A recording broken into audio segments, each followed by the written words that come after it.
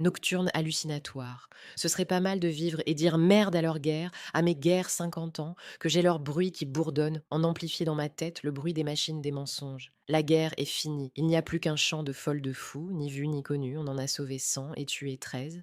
La police est arrivée, on avait nos alibis et la bonne garde. Dans les chemins de traverse, on a congédié la thérapeute pour manque d'empathie et de compréhension. Fantôme dans la ville, le pitre de la bataille, on a gardé le cap majestueuse en essayant de ne pas réfléchir si la boussole nous avait indiqué la bonne direction. On a laissé le vieux derrière et on a filé. Aguiluanc, à les surveillantes d'à côté qui sont parties, on a pu gentiment rejouir du panorama.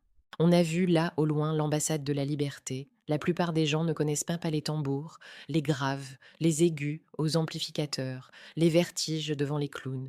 Puis, il est éduqué poli, elle l'aime bien le plaisant.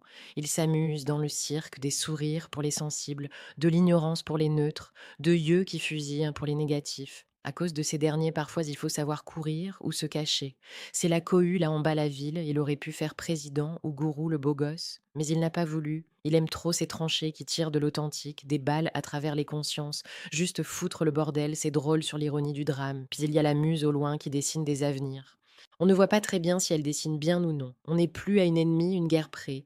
Et dans nos valises, on a toujours quelques déserteurs et quelques fous. Elle a de la culture de l'expérience et des armes, la coquine. Et nous, on veut juste continuer de pisser boire, s'amuser, vomir entre nous parfois.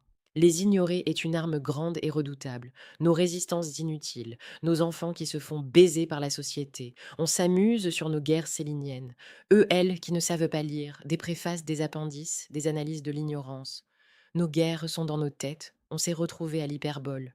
100 ans après, on crache notre venin, nos vérités, les quelques vivants intemporels. Ce soir, les canons semblent apaisés. On va dormir, puis il y a le mage.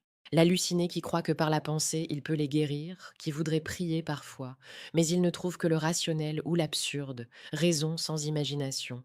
Tous ces intrus arrogants à guillotiner.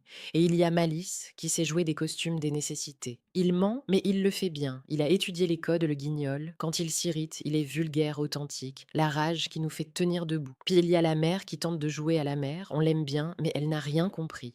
Tes mensonges thérapeutiques te sauteront à la gueule, dit Ferdinand. On s'amusera encore de nos guerres, des gens qui lisent mais ne comprennent pas. Saleté de beauf, socialiste, je t'emmerde, les pluies d'antan qui puent le roussi, de nos parents qui ne voulaient que penser s'instruire.